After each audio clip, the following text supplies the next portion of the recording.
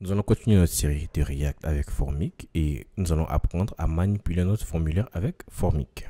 Donc pour d'abord apprendre à manipuler Formic, nous devons d'abord l'installer. Donc je vais ouvrir mon terminal ici au niveau de VS Code et je vais faire un yarn add Formic.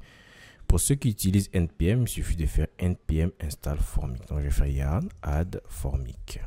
Je vais agrandir un peu. Voilà. On va attendre que Formic s'installe et donc pendant la formation, je vais faire beaucoup de console.log pour qu'on puisse voir la plupart des propriétés de Formic. Donc Formic s'est installé, donc on va continuer à travailler. Donc on va d'abord commencer à travailler avec un hook de Formic qui s'appelle le use Formic. Donc j'importe use Formic from Formic. Donc j'importe le hook de Formic et je vais exécuter ce hook là. Lorsqu'on exécute ce hook, il nous retourne un objet. Donc je vais appeler cet objet Formic et je vais dire égal à use Formic exécuté. Et le use Formic s'attend à recevoir un objet en paramètre. Donc je vais le passer pour le moment un objet vide. Et je vais faire un console.log de Formic pour voir de quoi il en est. Donc je vais faire un console.log de Formic et je vais ouvrir voilà mon application. Donc je vais dans l'inspecteur, j'ouvre la console. Donc je vois bien que le Formic c'est un objet qui a plein de propriétés. La propriété dirty, errors, get fields, helpers, handle blur, handle change. Il y a beaucoup de propriétés pour l'objet. Donc par quoi allons-nous commencer?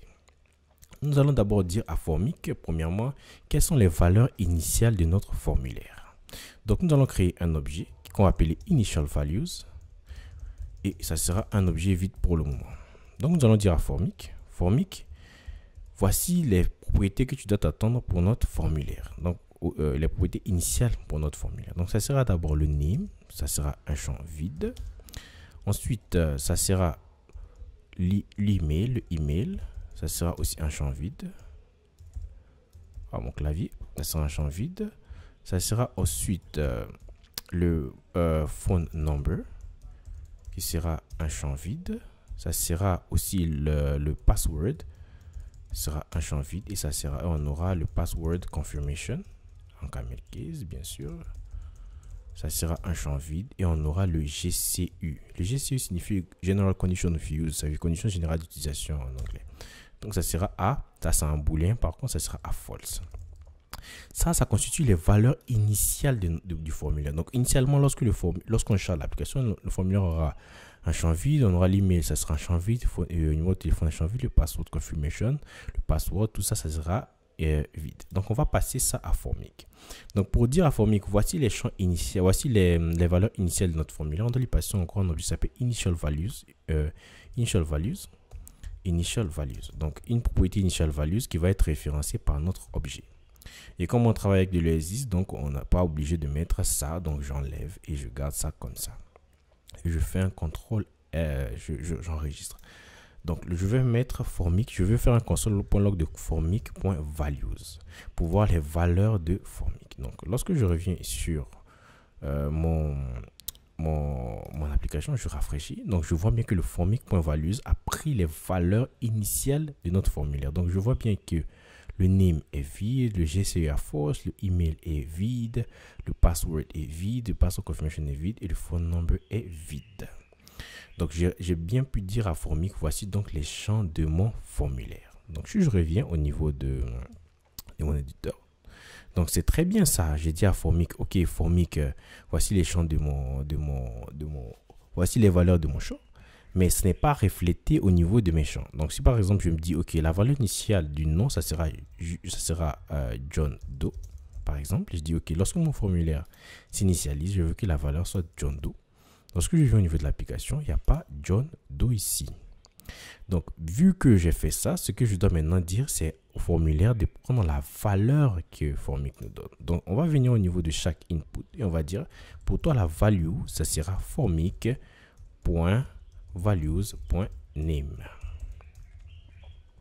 Voilà, donc pour que les valeurs de notre champ puissent être bindées avec les valeurs de Formic. Donc je vais copier cette partie-là. Je viens au niveau de l'adresse mail. Je colle. Donc ça sera formic.values.email. Je prends ça aussi, je viens ici aussi au niveau du phone number, ça sera formic.values.phone number. Je viens au niveau du password, donc ça sera formic.values.password.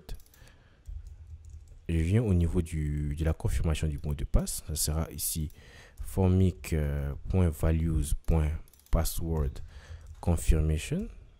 Et au niveau du checkbox, ici au lieu de value, ça sera plutôt checked pour dire ça sera coché si on a formic.values.gcu. Donc ça sera coché si le GCU est à true, sinon ça sera à false. Donc je enregistre et je reviens au niveau de mon application. Je rafraîchis. Donc je vois bien ici, bon, il y aura une petite erreur parce que je contrôle les chansons avoir des on change, mais ça on va voir ça dans la prochaine vidéo. Donc je vois bien que au niveau de mon champ, John Doe a été initialisé. Donc Formic arrive à mettre ses valeurs au niveau de mes champs.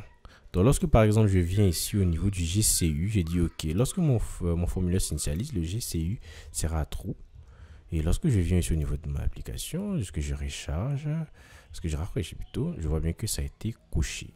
Voilà. Donc je vois bien que déjà au début, j'ai pu donner les valeurs initiales de mon champ à Formic. Et j'ai pu binder ces valeurs-là au niveau de mon champ. Au niveau de mes champs plutôt. Donc, mais il y a un problème ici. Lorsque par exemple je viens là et j'essaie de modifier, je vois bien que rien ne modifie. Ou lorsque je clique au niveau de la checkbox, je vois bien que rien n'est checké. Donc on va voir dans la prochaine vidéo comment est-ce qu'on peut contrôler les formulaires avec Formic.